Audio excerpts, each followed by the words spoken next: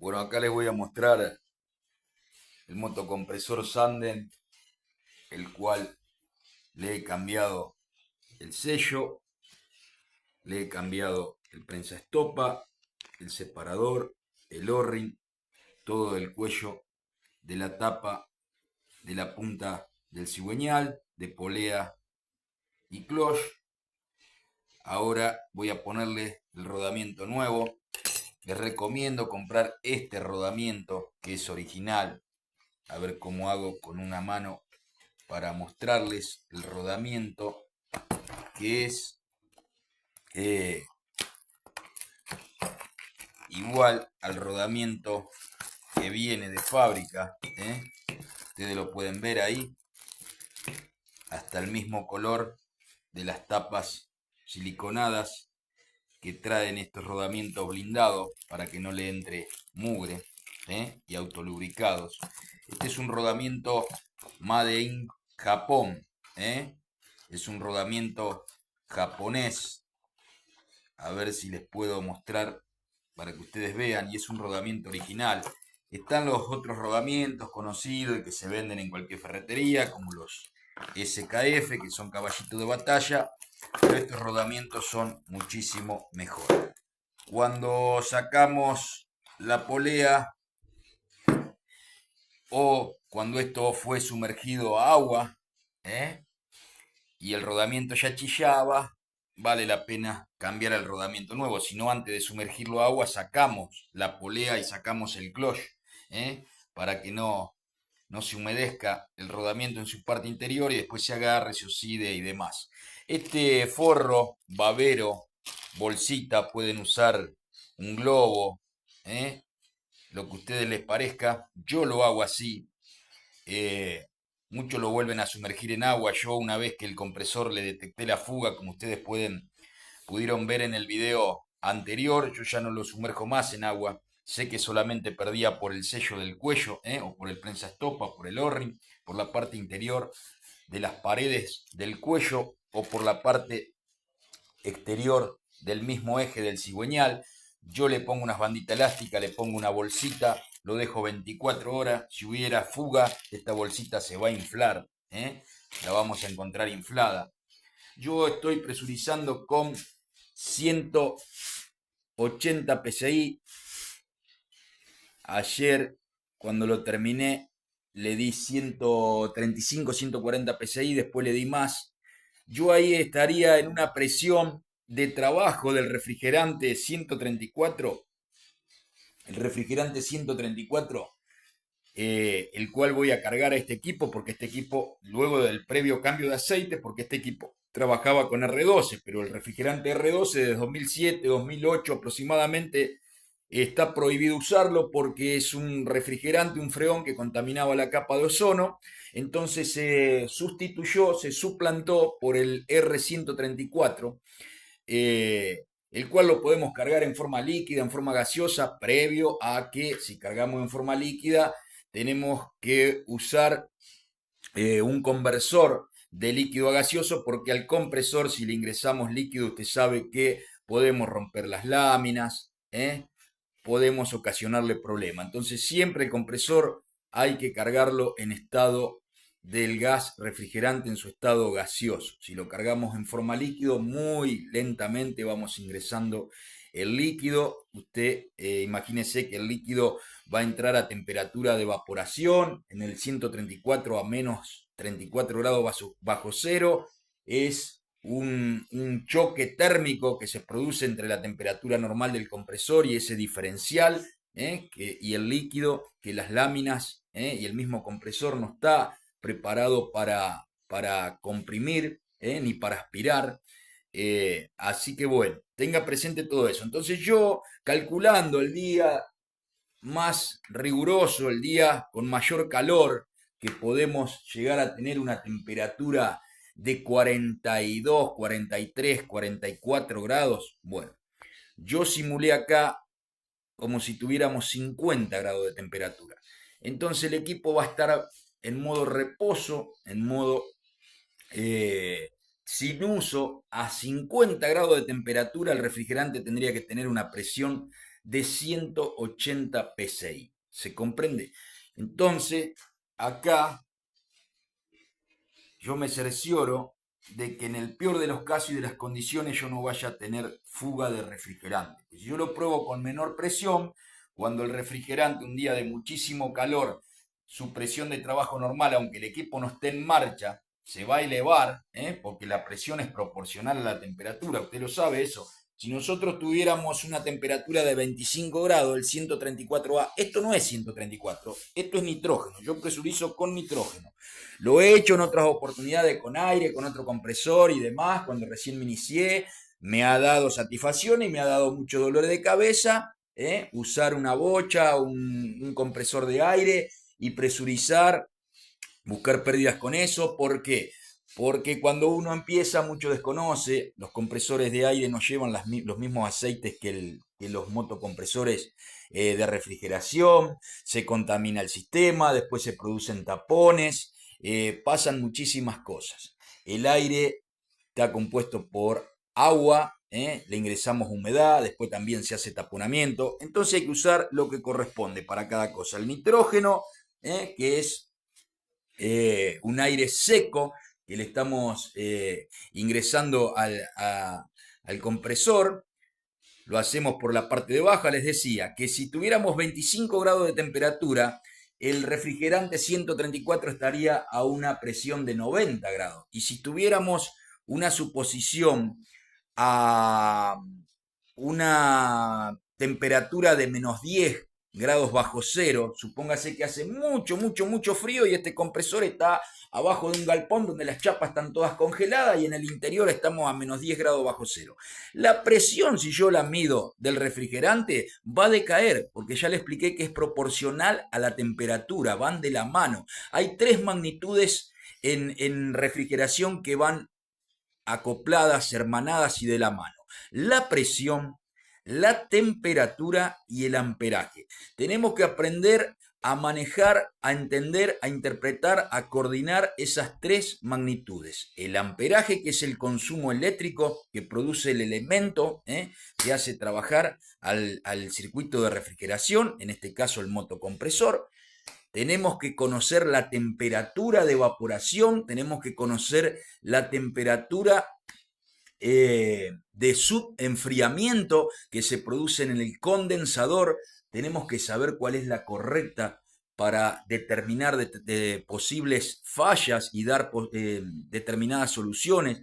Tenemos que saber el recalentamiento, dónde se mide en el evaporador, cuando el gas ingresa y cuando el gas sale, cuando el freón ingresa al evaporador en forma de lluvia y se empieza a evaporar, a cambiar de estado y por convención se va robando la temperatura del aire que está circulando alrededor de la cañería o que pasa por las aletas del evaporador, del radiador, y eso lo hace la turbina cíclicamente, absorber el aire de un lado y expulsarlo por otro y obligarlo a pasar por el radiador, por el evaporador, por las aletas, en tiempo y forma, para que el refrigerante que está circulando por el interior de ese radiador o evaporador o cañería cambie de estado y por convención, como les digo, absorbe esa temperatura del aire y la va a expulsar en el condensador hacia la parte de afuera.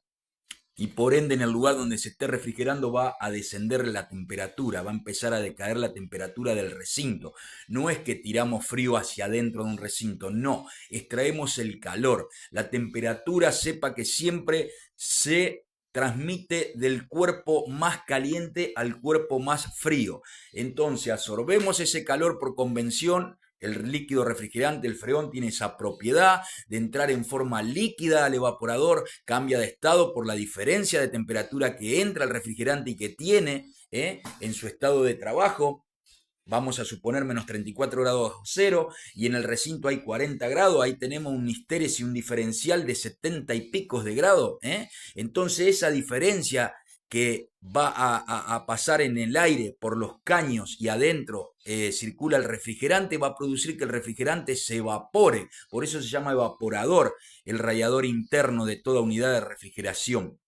Es el encargado de absorber la temperatura, el refrigerante dentro del evaporador, por convención, como les dije, y a través de la recirculación del aire y mandarla al condensador para que la expulse afuera.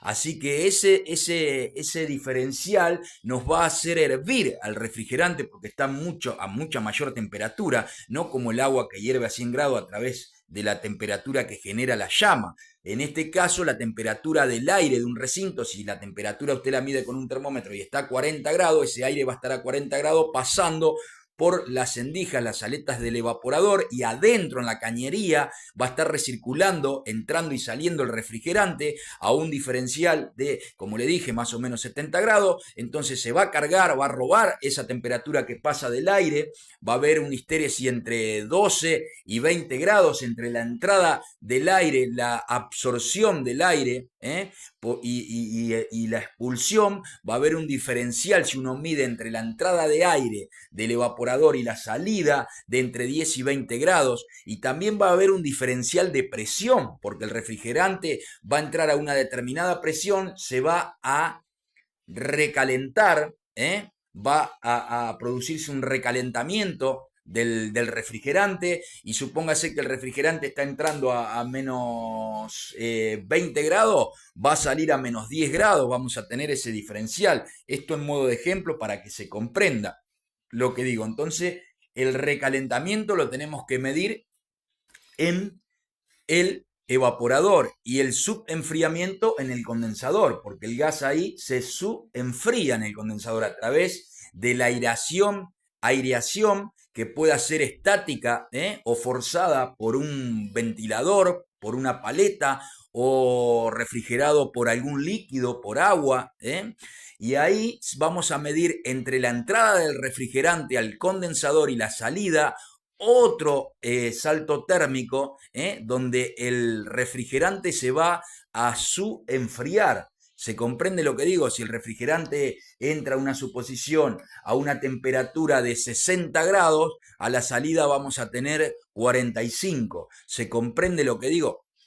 Entonces tenemos que entender esta parametrización, que tiene que ir de la mano. Amperaje, presión, temperatura, saber a dónde tiene que haber determinada presión, determinada temperatura, y en los motores ende a la presión y al amperaje, a la presión y a la temperatura, va a haber un consumo de energía y va a dar un determinado amperaje que nos va a decir si está bien o está mal, porque un compresor no puede consumir, supóngase, un compresor de un cuarto HP, una suposición que tiene que andar en 3 amperes, una suposición estoy hablando, ¿no es cierto? No nos vamos a ir tan específico a los parámetros.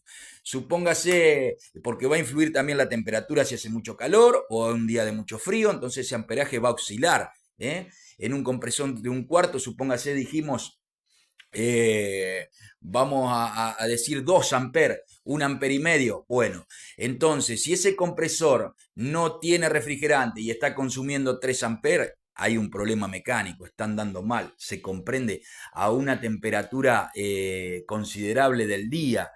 Hay muchísimas cosas que tenemos que entender, principalmente los parámetros, como le digo, amperaje, temperatura y presión. Entonces acá yo calculé para el peor día en reposo del refrigerante 134A con su respectivo aceite, porque este venía con el aceite para R12, lo voy a cambiar porque no son compatibles, el aceite del R12 con el del 134, uno es sintético y el otro es mineral. Así que bueno, cambio de aceite, como le dije, cambio de sello, cambio de O-ring, cambio de separador, cambio de estopa, cambio de rodamiento de polea. Bueno, en algunos casos hace falta rectificar el clutch y el asiento de la polea, y después lo regulamos, no tanto a nivel laboratorio con una sonda, porque lo he explicado que eso se hace cuando es nuevo, cuando la polea es nueva y el embrague es nuevo. Después lo tenemos que graduar nosotros a ojo con separadores, o arandelas más finas o más gruesas para darle la holgura, para darle la luz correspondiente al clutch con el asiento de la polea, para que no patine, para que no se despegue, para que arrastre bien el cigüeñal al cloche y a la polea a través de la transmisión de la correa y de la misma polea y cigüeñal del motor del auto. ¿Se comprende? Bueno, así que acá, nitrógeno presurizado, como ustedes pueden ver, esto se mantiene. Estamos en 180 PSI. ¿eh? La bolsita esta no se infla, yo no lo vuelvo a sumergir en agua, como les digo, eso lo hago por primera vez cuando tengo la certeza o la duda de que el compresor tenga una pérdida, puede ser en la tapa de válvula, que es esta, puede ser en alguno de los tornillos, en el tornillo del tapón de aceite, puede ser en alguno de los puertos de comunicación o racores, puede ser en la tapa de la punta del eje del cigüeñal o de polea o de cloyo o de embrague, por las posibles fugas, por las juntas de la placa de válvula, por la junta de las tapas. Entonces ahí lo pongo en agua y veo dónde están las pérdidas y después soluciono. Y después, ¿qué hago? No lo vuelvo a sumergir más en agua, porque el agua, como le digo, es el peor enemigo de la refrigeración, porque produce taponamiento, más en este tipo de refrigerante que trabajan a una temperatura muchísimo mayor a 0 grados, que es el punto de congelamiento del agua. El refrigerante trabaja a menos 30 grados bajo cero, o menos 34 grados bajo cero, menos 35 grados bajo cero, menos 10 grados bajo cero, menos 15 grados bajo cero. Imagínense que cualquier parte de agua o de humedad que pueda ingresar al sistema, esa humedad cuando el refrigerante esté trabajando se va a congelar y va a producir taponamiento.